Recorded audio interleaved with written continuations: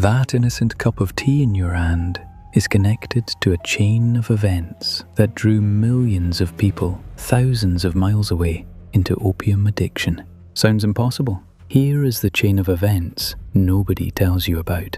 One nation's love of tea quietly triggered a chain reaction that reshaped the entire world. It began with a craving, and it ended with smuggling, espionage, and bloodshed. Every link in this chain caused the next, one after another. To keep that cup filled, one trading company helped build one of the largest state-supported opium trading networks of the entire 19th century. That decision funded a brutal war, devastated an ancient civilization, and led to one of the boldest acts of industrial theft ever recorded. You think you are drinking crushed leaves and boiling water. You are actually tasting the final result of a century-long chain of consequences. Every step connects to the next. Tea created a debt. That debt created a drug trade. That drug trade created a war nobody wanted. And that war opened a door that one disguised botanist would later walk straight through, carrying a secret that would finish the entire mission. This is not four separate stories. It is one continuous chain, each link forged by desperation, ambition, and one company's refusal to lose. Welcome to the hidden bloodline of the world's favorite drink, the polite beverage that quietly set off one of history's darkest chain reactions. In the 18th century, Britain developed an overwhelming national craving. Not opium, but tea. The entire country grew hopelessly attached to this imported leaf. From royal palaces to crowded factory streets, everyone wanted it daily. But that craving created a massive financial problem nobody in London had solved. Nearly every tea leaf on Earth came from one source, the vast, tightly controlled Qing Empire of China, which held an almost total monopoly. The Chinese court had little interest in British manufactured goods. It demanded payment in solid silver, and Britain's silver reserves were draining fast. Britain's national habit was quietly bankrupting the empire, one comforting afternoon cup at a time, year after year, with no end in sight. The company needed a new strategy, and fast. If China would not buy British goods, the company would sell China something far more addictive. The company turned its vast agricultural lands in colonial India into heavily guarded fields of a beautiful, dangerous flower few had ever tasted, the poppy. The company began mass-producing enormous quantities of raw opium, running what many historians describe as one of the first state-backed drug operations. British and Indian smugglers flooded the Chinese coast with cheap, potent opium. Demand grew fast, and profits for the company grew even faster. The silver that had left Britain for tea was now flowing straight back, paid for with narcotics. The debt problem had finally been solved, but the human cost was staggering. Opium addiction had spread widely across parts of China, tightening its grip on entire towns and families. Coastal cities felt the strain first. Households were torn apart, and the foundations of the aging Qing dynasty began to visibly crack under the weight. Remember this the next time you steep a tea bag. Britain's comfortable afternoons were financed in part by suffering happening far away. The Chinese emperor finally struck back. He appointed a fiercely honest official named Lin Zexu with one impossible task: destroy the opium trade completely. Lin Zexu is remembered very differently on each side of this story. To Britain, a threat. To China, still celebrated today as a national hero. In a bold raid at Humen, Lin's forces seized and destroyed more than 2 million pounds of British opium, dissolving it into the sea. For China, it was an act of national survival. But British merchants and officials in China saw it very differently. They called it an act of war. Then, something happened that nobody in London had fully prepared for. The British government sent one of the most advanced fleets ever built toward the Chinese coast. Iron-hulled steamships, powered by engines instead of wind, could move upriver against the current, striking targets Chinese commanders assumed were impossible to reach. Chinese coastal forts, built to repel wooden warships from centuries earlier, simply could not answer weapons this fast, this accurate, or this new. Fort after fort along the coast fell within hours, not weeks. Commanders who had trained their entire lives had never faced firepower like this. This was not a fair fight, and it was never meant to be. The gap between the two militaries had become almost impossibly wide. The First Opium War ended in a lopsided defeat for China, forced to surrender territory and accept humiliating terms it never truly agreed to. The Treaty of Nanjing was signed in 1842, and for China, it landed as a genuine civilizational shock, not just a military one. China ceded the island of Hong Kong to Britain. British merchants had gotten the war they wanted. Most people assumed the tea crisis was finally over. It was not. The company still did not control a single tea plant. China's botanical secrets remained locked safely behind its own borders.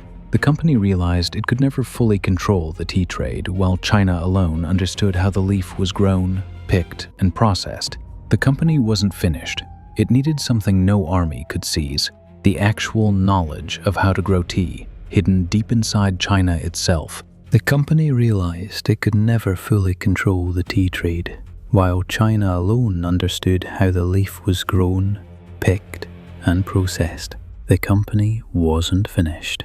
It needed something no army could seize: the actual knowledge of how to grow tea, hidden deep inside China itself. There was one fatal problem with this plan. Almost no Westerner understood how to properly cultivate, harvest, or process a single quality tea leaf. For generations, Chinese tea masters had guarded their techniques closely, treating processing knowledge as one of the most valuable trade secrets on earth. The company needed someone unusual, part scientist, part spy, willing to vanish into territory where any foreigner caught could face execution without trial. Enter Robert Fortune, a Scottish botanist about to attempt one of the boldest acts of industrial espionage recorded in all of 19th century history. He was not a soldier or a diplomat. He was a nervous, meticulous plant collector who had never before risked his life for an employer. Few industrial espionage missions in recorded history had ever targeted an entire nation's agricultural industry, its plants, and its expertise all at once. In 1848, the company hired Fortune with one brutal deadline. Investors in London were already waiting, and patience was running dangerously thin. Fortune later admitted in his own journals that he feared discovery every single day, knowing capture likely meant a swift and violent execution. To move safely, he shaved his head, wore a long false queue, and dressed in the silk robes of a wealthy Chinese merchant. He hired local guides and disappeared into unfamiliar mountains. Every mile took him further from safety and closer to Chinese patrols hunting foreign spies. Time was against him from the start. The longer he stayed, the higher the risk that his accent, his hands, or his habits would betray him. What Fortune discovered next would embarrass every tea expert in Europe and quietly rewrite an entire branch of botany within a single season. For years, Western scientists had assumed black tea and green tea grew from two completely different plant species. That assumption was simply wrong. Fortune watched Chinese tea workers at close range and realized the truth. Black and green tea both came from the very same bush.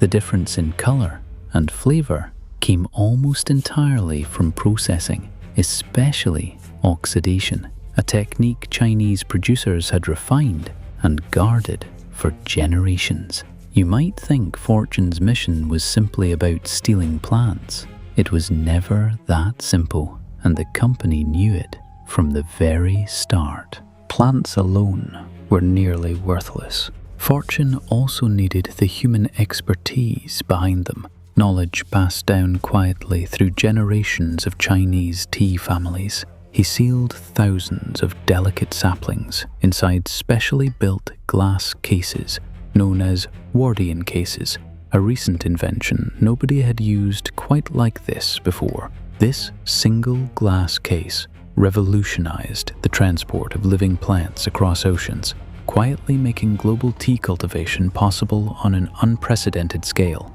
These portable glass greenhouses trapped moisture and blocked salty sea air, keeping fragile plants alive during months at sea for the very first time.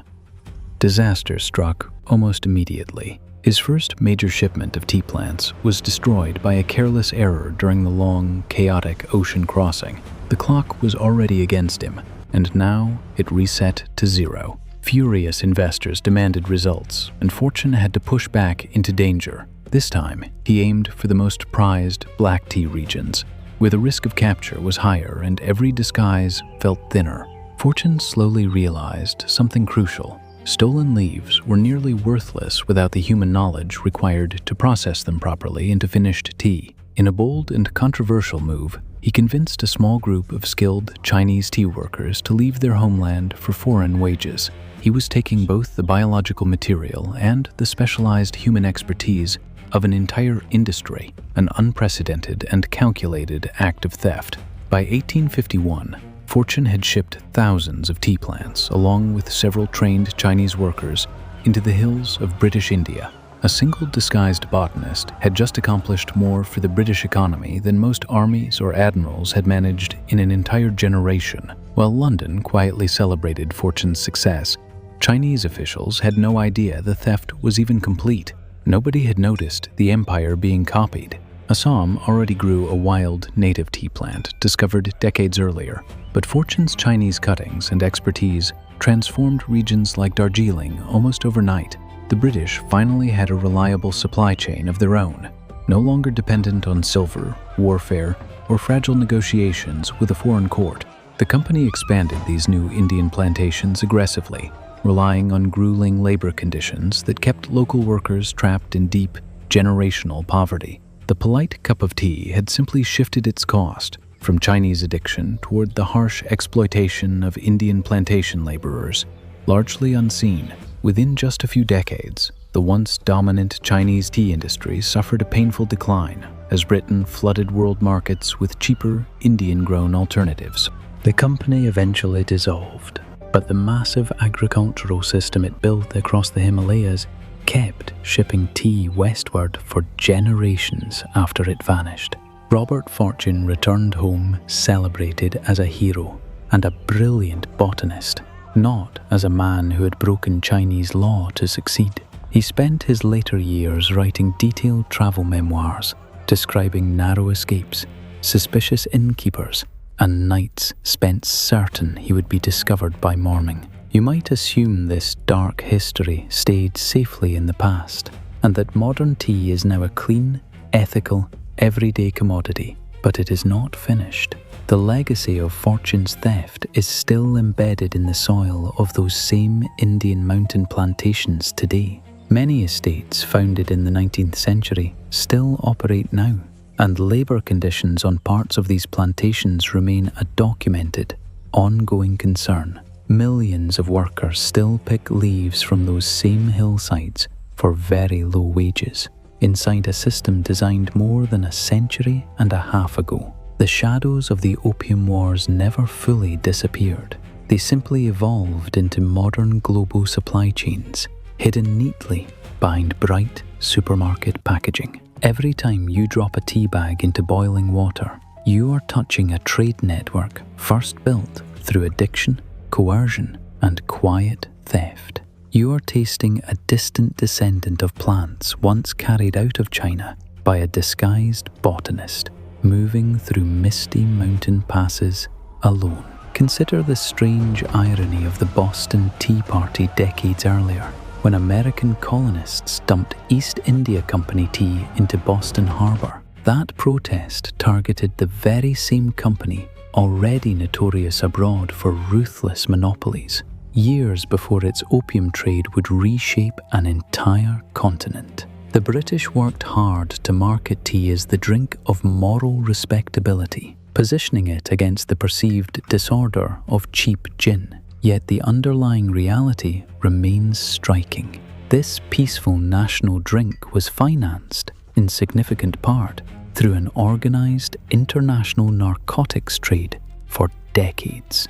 China has only in recent decades reclaimed serious standing as a major global tea producer, slowly recovering from the disruptions of the 1840s. You might think this story ends here, safely inside a history book. It does not. You are still, quite literally, drinking the outcome. The tea varieties many people enjoy today, Assam, Darjeeling, Earl Grey, all carry traces of a colonial-era operation few ever learn about. Robert Fortune rarely appears in mainstream history books. He is not remembered as a smuggler, a spy, or a corporate operative for empire. Yet his quiet, frightened mission reshaped the balance of global power more effectively than many wars fought with soldiers and cannons combined. Nothing about that cup ever really stopped. The chain of events you just learned about is, in some form, still running today. So, as you lift that warm mug to your lips tomorrow morning, pause for just a moment to consider its long, hidden journey. Are you simply tasting the earthy flavor of a crushed mountain leaf? Or are you tasting the lingering echoes of a vanished empire? Remember the cup we started with. It looked ordinary then, and it will look ordinary again tomorrow morning, sitting quietly on your table. But you now know what it actually took to fill that cup. A craving, a debt, a drug trade, a war, and one frightened man's gamble. If tea could hide a history this dark and this vast, imagine what the rest of your kitchen might be quietly hiding too.